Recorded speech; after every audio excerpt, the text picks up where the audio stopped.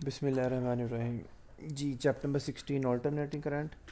तो मैं ये कह रहा था कि ऑल्टरनेटिंग करंट क्या होता है। ये एक ऐसा करंट होता है जो अपनी डायरेक्शन को रिवर्स करता है। Alternating current is a current that reverse its direction. ये अपनी डायरेक्शन को रिवर्स करता है। It reverses its direction continuously. और एक दफ़ा डायरेक्शन चेंज करने में जितना टाइम लगता है ना उसे बोलते हैं time period. Time period capital T, यानी कि टाइम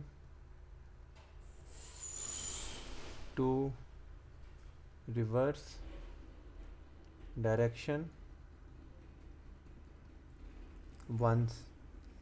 एक दफ़ा डायरेक्शन चेंज करने में जितना टाइम लगेगा that is called time period. और अगर आप इसका रेसिप्रोकल ले लेंगे तो क्या बन जाएगा, वो फ्रीक्वेंसी एफ़। और एफ़ किसके बराबर होगा, 1/t। और पाकिस्तान में कितनी फ्रीक्वेंसी होती है, पाकिस्तान में जो ऑल्टरनेटिव करंट है उसकी फ्रीक्वेंसी होती है 50 हर्ट्ज़, राइट। अच्छा जी, इसके बाद अगर इसको मैं ग्राफिकली डिनोट करना चाहूँ ऑल्टरनेटिंग करंट को, तो ग्राफिकली ऑल्टरनेटिंग करंट को डिनोट किया जा सकता है, कई तरीक़ों से डिनोट किया जाता है, लेकिन जो हमारे सिलेबस में हम लोग पढ़ते हैं वो इस तरह का ऑल्टरनेटिंग करंट होता है। और ये वाला ऑल्टरनेटिव कौन सा करंट होता है, that is called sinusoidal. Sinusoidal alternating current. और यहाँ पे अगर मैं इसको बल्कि दोबारा बनाता हूँ,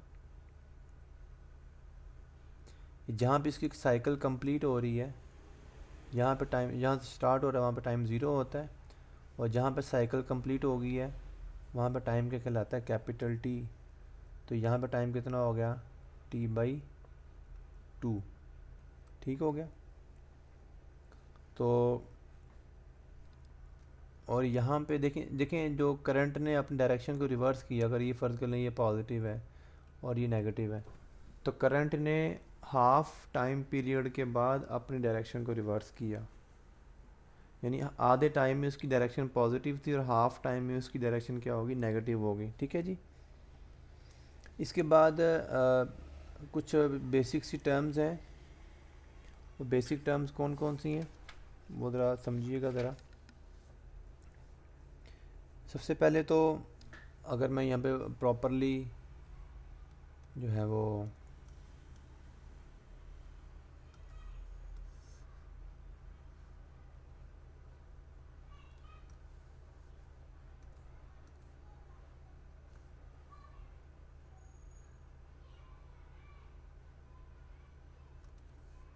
ग्राफ बनाऊं, अभी जैसा कि मैंने बताया यहाँ पे टाइम ज़ीरो होता है और यहाँ पे टाइम t/2 होता है। और अगर आप इसका सेंटर कर दोगे ये वाला पॉइंट, तो यहाँ पे टाइम कितना होगा, t/4। और फिर अगर आप t/2 और t का सेंटर लेके आओगे यहाँ पर, तो स्टूडेंट्स याद रखना है टाइम t क्या होता है, 4 होता है। ये टाइम की वैल्यूज़ आपको याद रखनी है। एक टर्म है फेज़। फेज़, अच्छा, फेज़ करने से पहले अगर मैं इसकी मैथमेटिकल फार्मूला बताऊँ आपको कि जो ऑल्टरनेटिव करंट होता है उसको मैथमेटिकली कैसे लिखा जाता है, तो आप लोगों ने चैप्टर 15 यानी एसी जनरेटर के अंदर ये टॉपिक में ड्राइव किया हुआ है। और आप यहाँ पे याद करेंगे कि अगर आप ऑल्टरनेटिंग वोल्टेज की बात करेंगे तो फिर वोल्टेज का फार्मूला होगा V=V0 साइन ओमेगा टी। और करंट का फार्मूला होगा I=I0 साइन ओमेगा टी। ठीक है, ये मैथमेटिकल फॉर्म है अल्टरनेटिंग करंट या अल्टरनेटिंग वोल्टेज की, डिपेंड करता है कि आप किसके बारे में बात कर रहे हैं। अच्छा, इस फार्मूले में जो ओमेगा टी आ रहा है ना, इसे कहते हैं फेज़। अब मैं आपको फेज़ के बारे में बताता हूँ कि फेज़ क्या होता है। पहली बात तो जो फार्मूले में ओमेगा टी आ रहा है इसे हम थीटा बोलते हैं and that is called phase. ये फेज़, अब इस फेज़ से हमें क्या पता चलता है, अगर हमें फेज़ का पता चल जाए, फेज़ यानी थीटा ओमेगा टी पता चल जाए, तो हम बासानी वोल्टेज की और करंट की वैल्यू बता सकते हैं। क्योंकि जब तक हमें ओमेगा टी की वैल्यू का पता नहीं चलेगा हमारा साइन का आंसर ही नहीं आएगा। अगर हमें थीटा पता होगा यानी कि ओमेगा टी पता होगा तभी हम साइन थीटा की वैल्यू कैलकुलेट कर सकेंगे, और जब हम साइन थीटा की वैल्यू कैलकुलेट करेंगे तभी हमारा फाइनल आंसर आएगा कितने वोल्टेज हैं सर्किट के अंदर। यानी कि जो फेज़ है ये बेसिकली डिस्क्राइब करता है करंट के सर्किट के अंदर मौजूद करंट की वैल्यू को। तो ये डिस्क्राइब करेगा, it describe the value of voltage और करंट। ये करंट की या वोल्टेज की वैल्यू को डिसाइड करेगा कब, एट एनी इंस्टेंट, किसी भी इंस्टेंट पर, किसी भी टाइम पर। ठीक है जी। मसलन अगर मैं इंस्टेंट बता दूंगा जी टाइम है t/4 टाइम है, तो बताओ वोल्टेज की वैल्यू क्या होगी। ठीक है, मैंने इंस्टेंट बता दिया t/4 है तो वोल्टेज की वैल्यू क्या होगी। तो वही बात आ जाती है कि अगर मुझे वोल्टेज निकालने हैं या करंट निकालना है तो मुझे पहले क्या पता चल करना पड़ेगा, फेज़ के बारे में पता करना पड़ेगा। आइए पहले मैं वोल्टेज फाइंड करने के लिए पहले मैं फेज़ निकालूंगा, यानी theta is equal to omega t. ठीक है, अब जो ओमेगा होता है ना बेटा ये होता है 2πf। ये ओमेगा का आपने याद रखना है 2πf होता है, और एफ़ को भी मैंने बताया किसके बराबर होता है 1/t। तो थीटा आ गया 2π/T इंटू टी। अब मुझे क्या गिवन है, टाइम गिवन है, तो मैं इसमें टाइम की वैल्यू पुट कर देता हूँ। Theta is equal to 2π/T into small t कितना है t/4, ये t की वैल्यू है। अब यहाँ पर जो चीज़ कैंसिल होती है t से t क्या हो गया, कैंसिल हो गया। तो फिर थीटा किसके बराबर आ जाएगा 2π/4। 2π/4 का मतलब कितना है π/2। ये मेरे पास π/2 का आंसर आ गया। π/2 का मतलब कितना होता है 90 डिग्री। अब मुझे वोल्टेज निकालना है, यानी मैं डायरेक्ट वोल्टेज नहीं निकाल सकता था जब तक मैं थीटा ना पता करता। अब मैं फार्मूला यूज़ कर सकता हूँ, कौन सा, v is equal to v0 sine theta या ओमेगा टी, एक ही बात है। तो v0 साइन थीटा की वैल्यू निकली है 90 डिग्री या π/2, और साइन 90 क्या होता है 1। इसका मतलब है सर्किट में जो वोल्टेज की वैल्यू कितनी होगी v0 होगी। और v0 है क्या, बेसिकली v0 मैक्सिमम वैल्यू को बोलते हैं। लेट्स सपोज आपके पास ये जो ग्राफ बना हुआ है, इस ग्राफ में देखेंगे ये जो मैक्सिमम वैल्यू आ रही है ये वाली, डेट इज़ कॉल्ड v0, या अगर करंट की शक्ल में तो फिर इसे क्या बोलेंगे हम i0। ठीक है, यानी कि हमें अगर टाइम गिवन है तो पहले हमें फेज़ निकालना पड़ेगा, और फिर उस फेज़ के बाद हम क्या निकालेंगे, उसके वोल्टेज या करंट की वैल्यू जिस इंस्टेंट के लिए कहा गया होगा उसके मुताबिक। अब अगर मैं आपसे एक सवाल करूं, आपने मुझे जल्दी से अपनी कॉपीज़ के ऊपर सॉल्व करके बताना है या सॉल्व किए बगैर जैसे भी बताना है। अगर मैं आपको टाइम बताऊं कि टाइम है t/8, कितना, क्वेश्चन है टाइम है मेरा, बताता हूँ आपको t/8, तो मुझे आप सर्किट में मौजूद करंट की वैल्यू बताएंगे कितनी है जी। टाइम t/8 है, करंट की वैल्यू बता दें आप मुझे, ऑल्टरनेटिव करंट की। सॉल्व कर लें और मुझे इसका आंसर बता दें, जल्दी से मैं वेट कर रहा हूँ आपका।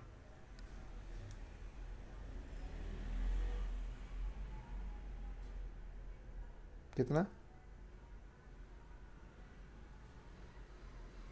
आई का क्या आंसर आ रहा है, i/4।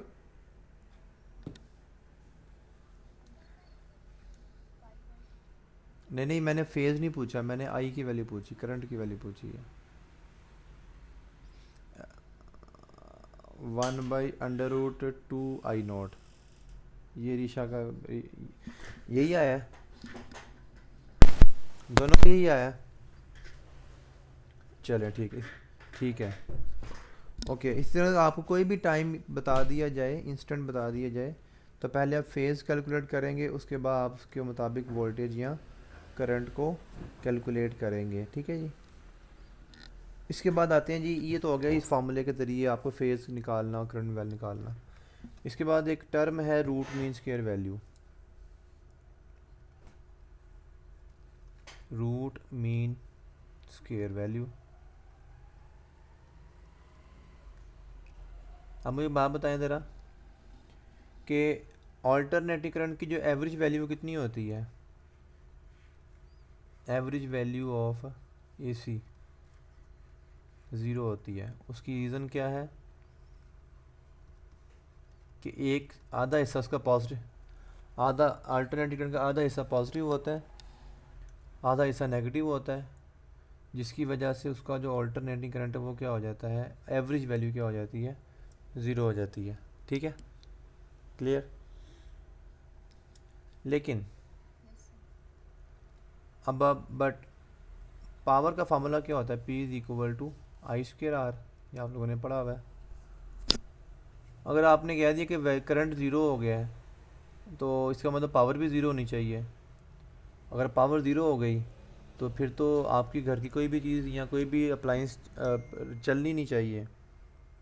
इसका मतलब है कि पावर तो 0 नहीं है, इट मीन्स क्या है कि उसकी एवरेज वैल्यू भी 0 नहीं होनी चाहिए। तो फिर हम क्या करते हैं, आपने पढ़ा हुआ है कि हम इसका एवरेज लेते हैं, एवरेज या जिसे मीन बोलते हैं, स्क्वायर वैल्यू। अब उससे क्या होता है कि स्क्वायर लेने से आंसर क्या आ जाता है, 0 नहीं आता। क्यों? क्योंकि आपको पता है कि अगर आप देखें +I0 करें और प्लस इंटू -I0 करें, इसको 2 से डिवाइड करें तो आंसर तो 0 आ जाएगा। लेकिन अगर आप इनका स्क्वायर लेके आंसर करें, अगर आप इनका स्क्वायर लें तो फिर जो नेगेटिव टर्म है वो ऑटोमेटिकली क्या हो जाएगी, पॉजिटिव हो जाएगी, फिर आंसर 0 नहीं आएगा क्योंकि स्क्वायर लिया। तो इसलिए आपने जो फार्मूला ड्राइव किया हुआ है कि जी एवरेज वैल्यू 0 होती है, एवरेज स्क्वायर वैल्यू 0 नहीं होती, क्योंकि स्क्वायर से आपका ऑटोमेटिकली, मैं यहाँ पर लिख देता हूँ, बिकॉज जो आपका -I² होगा डेट बिकम +I², ठीक है। और अगर आपने स्क्वायर लिया तो फिर रूट भी लेना पड़ेगा, क्योंकि मैथमेटिक्स का असूल है कि स्क्वायर लिया तो रूट लेना पड़ेगा आपको। तो आप क्या लेंगे फिर, रूट मीन स्क्वायर। रूट क्यों लिया, उस स्क्वायर को बैलेंस करने के लिए, जिसे हम कहते हैं IRMS। और आपका फार्मूला हमने ड्राइव किया हुआ है 1/√2I0 या 0.707I0। और आप वोल्टेज की बात करते हैं तो 1/√2V0 और इसका 0.707V0, ठीक है जी। तो आप लोगों को इस फार्मूले का इस्तेमाल आना चाहिए। बस इसमें मैं आपको क्वेश्चन करवा देता हूँ, एक ही क्वेश्चन इसके अंदर सिंपल है। अगर मैं कहता हूँ जी कि IRMS वैल्यू है 10 एम्पियर, तो बताइए उसकी पीक वैल्यू कितनी होगी, I0 यानी कि मैक्सिमम वैल्यू कितनी होगी। तो सिंपल है, ये फार्मूला यूज़ कर लें आप। और आपने I0 निकालना है, इसका मतलब है √2IRMS हो जाएगा ना। √2 का मतलब होता है 1.41 और RMS की वैल्यू 10 है, डेट बिकम 14.14 एम्पियर। या अगर आपको I0 गिवन होता है और IRMS पूछ लेता है तो आप भी इसके अकॉर्डिंगली आंसर लगा लेंगे।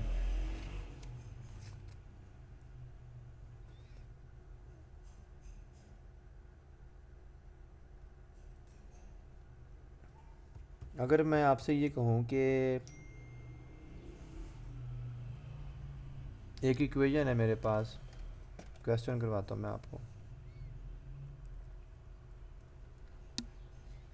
I = 20 साइन पाई टी, नहीं पाई टी नहीं, 100 pi T, 20 sine 100 pi into T. तो मेरा आपसे सवाल है, सबसे पहला सवाल, इसकी रूट मीन स्क्वायर वैल्यू कितनी होगी? जी कर लोगे सॉल्व ये इक्वेशन गिवन है आपको, रूट मीन स्क्वायर करंट के 20 root mean square value. Arisha बेटा आप क्या कहती हो?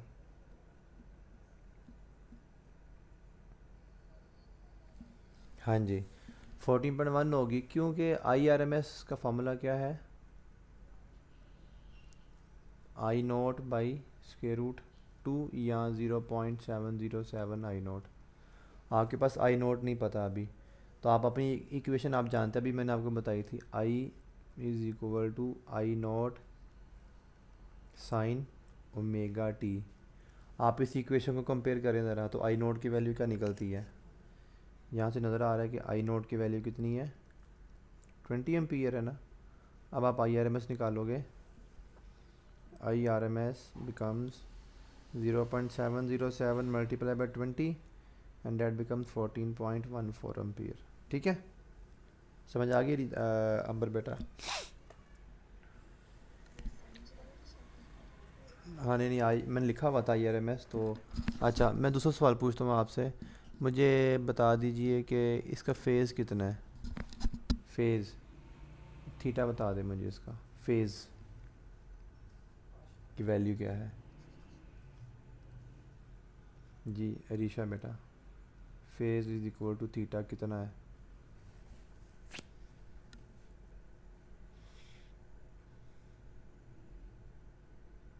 जी अंबरी या अरीशा बेटा? 9। मैंने आपको अभी क्या बताया था, फेज़ जो होता है theta is equal to omega t होता है, यानी ओमेगा टी फेज़ है। और फेज़ जो साइन के बाद लिखा होगा, देखो यहाँ पे देखो साइन के बाद क्या लिखा हुआ है? Omega t. और इसके साइन के बाद क्या लिखा हुआ है? 100 पाई टी। तो बताओ फेज़ की वैल्यू क्या आ गई फिर? Theta is equal to omega t that is equal to 100 pi t. ये सारा फेज़ है। हाँ आगे इसको फर्दर सॉल्व किया जा सकता है अगर टाइम की वैल्यू गिवन हो तो। ठीक है चलो एक और सवाल करता हूँ इसी में से। बताओ ज़रा मुझे फ्रीक्वेंसी कितनी है इस करंट की? F is equal to question mark. बिल्कुल 50 है, क्योंकि अभी मैंने पढ़ा कि omega t is equal to 100 pi t है, तो टी से टी कैंसिल हो गया, ओमेगा 100 पाई आ गया। और ओमेगा किसके बराबर होता है? 2 पाई एफ। इसका मतलब है 2 पाई एफ किसके बराबर आ गया? 100 पाई। पाई से पाई कैंसिल, एफ यहाँ से क्या आ गया? 50 हर्ट्ज़ आ गई। इसका मतलब है कि आपको एक इक्वेशन देकर आपसे काफ़ी सारे इक्वेशन पूछे जा सकते हैं। ठीक है जी। अच्छा मुझे बताएं, आपको phase lag and phase lead का समझ है कुछ? दोनों को समझ है? बट आपको भी समझ है ना फेज़ लैग फेज़ लीड की? चले मैं फिर आता हूँ जी डायरेक्ट नेक्स्ट टॉपिक की तरफ। आपके जो सर्किट एलिमेंट्स होते हैं ना, यानी सर्किट में जो जो एलिमेंट्स आप जोड़ सकते हैं, देखिए सर्किट दो तरह के होते हैं। नंबर 1 एक होता है जी डीसी सर्किट, और दूसरा सर्किट कौन सा होता है? AC circuit. डीसी सर्किट के लिए सिर्फ एक ही कंपोनेंट है and that is called resistor. और कुछ नहीं लगाते हम डीसी सर्किट में, ज़रूरत ही नहीं पड़ती। लेकिन एसी सर्किट के लिए हम 3 चीज़ें लगा सकते हैं, एक रेजिस्टर आर, दूसरा कैपेसिटर सी, और तीसरा इंडक्टर यानी कि एल। रेजिस्टर का ये सिंबल है, कैपेसिटर का ये सिंबल है, और इंडक्टर का ये सिंबल है, यानी आर सी एल। ये 3 कंपोनेंट 3 एलिमेंट्स हम अटैच कर सकते हैं अगर सर्किट कौन सा है हमारा? ऑल्टरनेटिंग करंट वाला सर्किट है। अभी वन बाई वन हमारे बुक के अकॉर्डिंगली चलते हैं। AC through register, AC through register.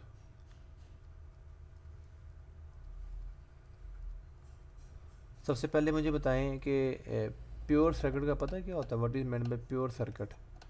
ऊपर लिखता हूँ यहाँ पे, प्योर सर्किट का मतलब क्या होता है, बता सकते हो?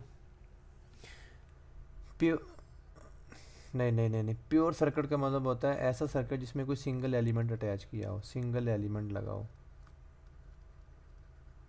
सिंगल एलिमेंट कोई भी हो सकता है, रजिस्टर लगा हो, कैपेसिटर लगा हो, इन्वर्टर लगा हो। तो हमारा जो पहला प्योर सर्किट है वो AC थ्रू रजिस्टर है। इसका मतलब सर्किट में क्या लगा होगा? रजिस्टर। मेरे पास फ़र्ज़ कर लें ये एक रजिस्टर है और यहाँ पर ये ऑल्टरनेटिंग करंट है, राइट। तो जब ऑल्टरनेटिंग करंट में वोल्टेज V है, तो मुझे बताइए अगर आपको याद हो तो, कि इसमें करंट और वोल्टेज में से कौन लीड करता है, कौन लैग करता है, या इनमें इन फेज़ होते हैं करंट और वोल्टेज। तो इसमें आपको याद होना चाहिए कि here current and voltage are in phase. Current और वोल्टेज इन फेज़ होते हैं। वोल्टेज का formula V is equal to V naught sine omega t के मुताबिक चलेगा, और करंट का फार्मूला क्या होगा? I is equal to I naught sine omega t, और इसमें जो रेजिस्टेंस होगी उसका formula R is equal to V over I लगा देंगे आप, ठीक है। यानी इसका मतलब है ये किसके बराबर आ जाएगा? V not over I not, क्योंकि साइन ओमेगा टी आपस में क्या हो जाएंगे? कैंसिल आउट हो जाएंगे। और इसमें जो सर्किट की पावर होगी, पावर का फार्मूला क्या होगा? I square R, power dissipation, या VI, या V स्क्वायर ओवर R। ये आप लोगों ने चैप्टर नंबर 30 में पढ़ा हुआ है। सिंपल वही फार्मूलाज। और अगर इसके अगर मैं वेक्टर बनाता हूँ, तो आप जानते हैं कि अगर करंट और वोल्टेज के लिए वेक्टर बनाएंगे, तो अगर ये वोल्टेज वाला वेक्टर है तो करंट का वेक्टर क्या बनेगा? इसी के पैरेलल बनेगा। क्यों? क्योंकि ये इन फेज़ है, इनके दरमियान एंगल 0 होगा। ओके, नेक्स्ट चलते हैं जी अपने नेक्स्ट प्योर सर्किट की तरफ, and that is the AC through capacitor. यानी अब की बार हम क्या लगा देंगे? एक कैपेसिटर लगा देंगे, AC थ्रू कैपेसिटर। तो आप लोगों को याद होना चाहिए, आप लोगों ने पढ़ा हुआ है कि जो कैपेसिटर है ये ब्लॉक कर देता है DC को, बट नॉट AC। ये AC को ब्लॉक नहीं करता, DC को ब्लॉक कर देता है, यानी DC को पास नहीं होने देता है, लेकिन AC पास होता रहता है ड्यू टू। अब AC क्यों पास होता है? बुक की लाइन है, due to charging and discharging. देखें, सिंपल सी बात है कि जो DC है वो कैपेसिटर को चार्ज करता है, और जब कैपेसिटर मुकम्मल तौर पर चार्ज हो जाता है तो फिर वो कैपेसिटर उस करंट को मज़ीद फ़्लो नहीं होने देता, क्योंकि वो चार्ज हो गया। लेकिन ऑल्टरनेटिंग करंट क्या करता है? कैपेसिटर को चार्ज करने के साथ साथ डिस्चार्ज भी करता है, और जब डिस्चार्ज होता है फिर दोबारा चार्जिंग शुरू हो जाती है, फिर डिस्चार्जिंग, चार्जिंग। तो इसका मतलब है कि AC करंट जो वो मुसलसल सर्किट के अंदर फ़्लो करता रहेगा due to charging and discharging. और कैपेसिटर का अगर मैं यहाँ पर सर्किट डायग्राम बनाऊँ, लेट्स सपोज मेरे पास ये ऑल्टरनेटिंग करंट है, और यहाँ पर एक कैपेसिटर लगा हुआ है, तो इस पर चार्ज है +Q और इस पर क्या है? -Q। आपको पता है वोल्टेज कौन से हैं? ऑल्टरनेटिंग वोल्टेज है। ऑल्टरनेटिंग वोल्टेज आप जानते हैं पहले क्या करते हैं, इंक्रीज़ बाद में डिक्रीज़ करते हैं, पहले इंक्रीज़ करते हैं बाद में डिक्रीज़ करते हैं। सिर्फ आधी साइकिल मैंने बनाई है। इसका मतलब अगर ये वोल्टेज वी है तो पहले ये प्लस क्यू क्या करेगा, इंक्रीज़ कर रहा होगा, और इधर से माइनस क्यू कर रहा होगा, वो भी क्या कर रहा होगा, इंक्रीज़ कर रहा होगा। लेकिन जब वोल्टेज कम होना शुरू हो जाएंगे तो फिर क्या होगा, वोल्टेज के कम होने से ये ऑल्टरनेटिंग करंट है, इसके वोल्टेज कम होने से क्या होता है फिर। अब देखिए पहले वोल्टेज बढ़े हैं इस पॉइंट तक, इस पॉइंट तक वोल्टेज बढ़े हैं, इसके बाद कम होने हैं। जब वोल्टेज कम होंगे तो फिर प्लस क्यू और माइनस क्यू तो होगा, लेकिन अभी ये अब की बार ही क्या कर रहे होंगे, वोल्टेज के कम होने की वजह से ये भी डिक्रीज़ करना शुरू कर देंगे। और जब ये डिक्रीज़ कर रहे होंगे तो हम कहेंगे कैपेसिटर की क्या हो रही है, डिसचार्जिंग हो रही है। ठीक है, और ये किस फार्मूला के अकॉर्डिंगली चार्ज डिस्चार्ज होंगे, Q is equal to C V, और यहाँ पे V किसके बराबर है, V naught sine omega t. अब V चूँकि ऑल्टरनेटिंग है तो वोल्टेज भी चार्ज भी क्या हो जाएगा, ऑल्टरनेटिंग, यानी कि C V nought sine omega T हो जाएगा ये। ठीक है, और इसमें जो करंट का फार्मूला आप जानते हैं, करंट का फार्मूला होता है I is equal to delta Q over delta T. यह मैंने चैप्टर 30 में पढ़ाया था आपको। अच्छा और आपको ये भी पता होना चाहिए कि अगर मैं वाई एक्सिस पर चार्ज ले लूँ, एक्स एक्सिस पर टाइम ले लूँ, यानी कि टाइम को मैं रखूँ एक्स पर और चार्ज को रखूँ वाई एक्स पर, तो it also become slope, slope of Q T curve. यानी चार्ज वाई एक्सिस पर रख दिया, टाइम एक्सिस पर रख दिया, तो ये बन गया स्लोप का फार्मूला। अगर मैं ग्राफ बनाऊँ यहाँ पर, मुझे बताएं ज़रा, जब करंट की वैल्यू चार्ज ज़ीरो होगा, when Q is equal to zero,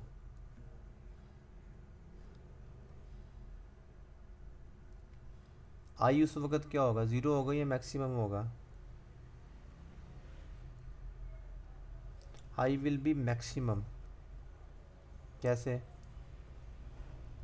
अगर मैं यहाँ पे ग्राफ बनाऊँ एक, लेट्स सपोज मेरे पास ये यहाँ पर Q है, यहाँ पर T है टाइम। अब चूँकि चार्ज इस फार्मूला के, इस ग्राफ के अकॉर्डिंगली चार्ज और डिस्चार्ज हो रहा है, यहाँ पर Q की वैल्यू ज़ीरो है, तो मुझे बताइए इस पॉइंट पे स्लोप मिनिमम है या मैक्सिमम है। स्लोप का कॉन्सेप्ट तो है ना आप लोगों को।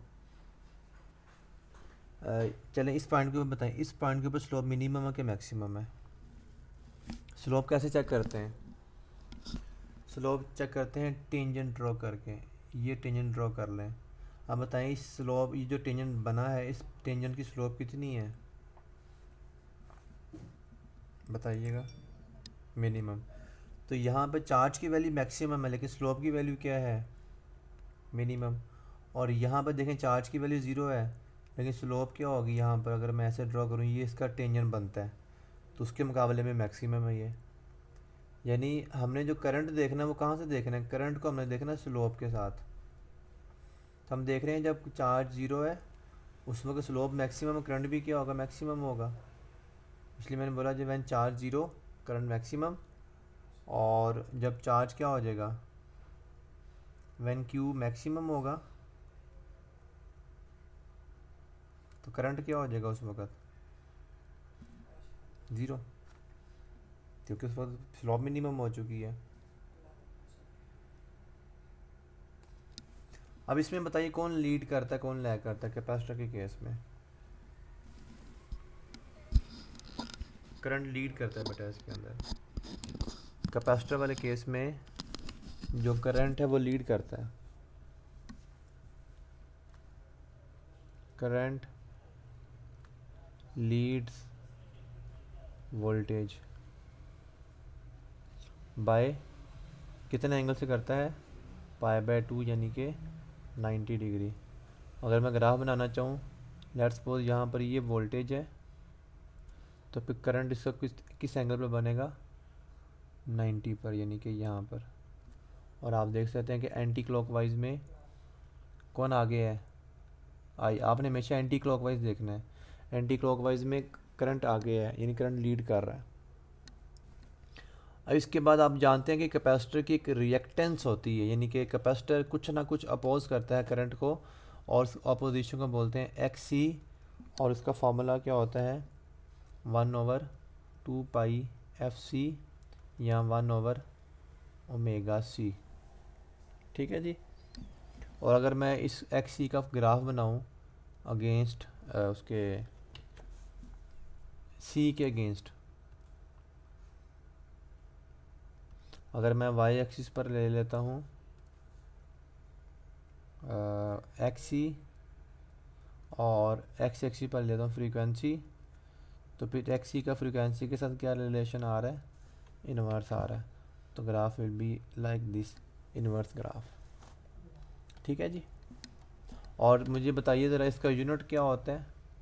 इसका यूनिट जस्ट लाइक रेजिस्टेंस क्या होता है, ओहम होता है। ठीक। इसके बाद आते हैं जी तीसरा टॉपिक जो है हमारा इसका, एसी थ्रू इंडक्टर।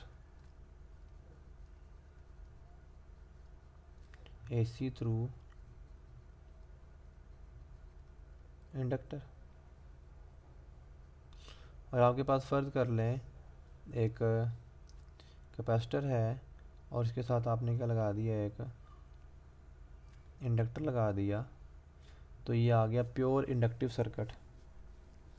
अब इसमें कौन क्या करता है, लीड करता है। इसमें उल्टा हो जाएगा कैपेसिटर से।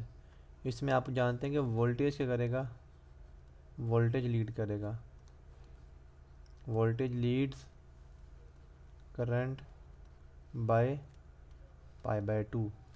यानी कि आपको ग्राफ अगर बनाना है तो अगर ये वाला अगर वोल्टेज आपका वाई एक्सिस पर है तो फिर करंट आपका एक्स एक्सिस पर होगा।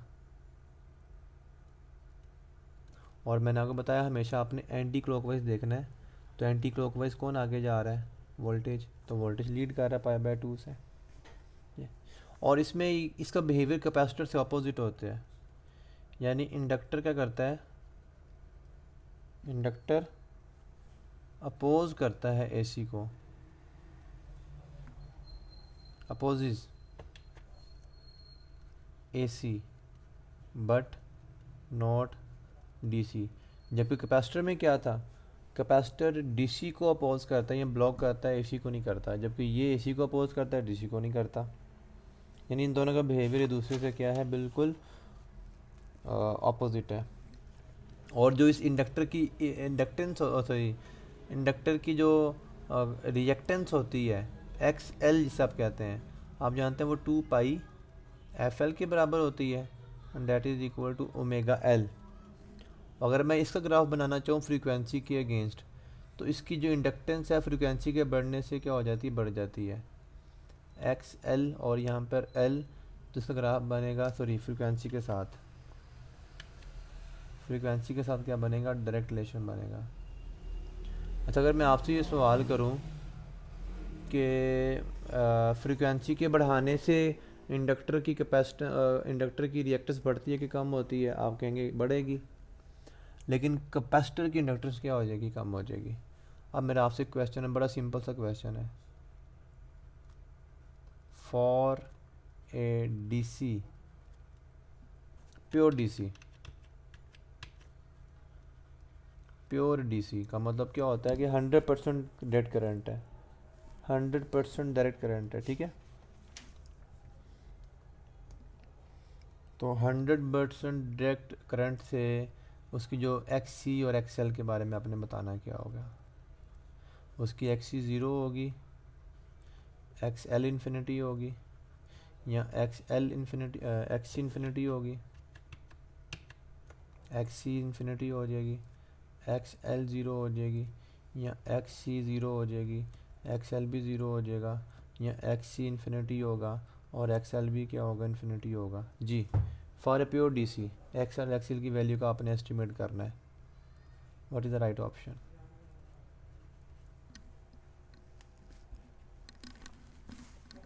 ये बच्चों बी। अब आपको पता है कि डीसी करंट क्या होता है? प्योर डीसी करंट ऐसा करंट होगा जिसकी फ्रिक्वेंसी क्या होती है? ज़ीरो होती है, क्योंकि फ्रिक्वेंसी सिर्फ किसकी होती है? ऑल्टरनेटिंग करंट की। प्योर डीसी अगर होगा इसका मतलब फ्रिक्वेंसी क्या हो जाएगी? ज़ीरो। तो हमने भी फार्मूला पढ़ा X is equal to 1/2 pi F C, तो ये हो जाएगा 1/0 that is equal to infinity.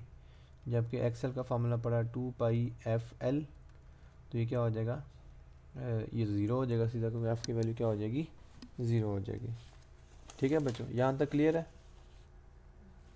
अच्छा, अभी मैं यहीं पे क्लोज़ कर रहा हूँ क्योंकि अभी मुझे आगे भी लेक्चर पढ़ाना है, तो मैं कल यहीं से कंटिन्यू करूँगा, साथ चैप्टर 17 भी कंप्लीट करूँगा। ठीक है, क्योंकि अभी शुरू में आज कुछ क्वेश्चन थे, इसलिए वो शुरू में हमारा टाइम काफ़ी क्वेश्चंस पे लग गया। तो इस यहाँ तक आपका कोई सवाल है मुझसे पूछ लें, अदरवाइज़ कल मैं यहीं से कंटिन्यू करूँगा और फिर मैं चैप्टर 17 भी कल इसी के साथ हो जाएगा आपका।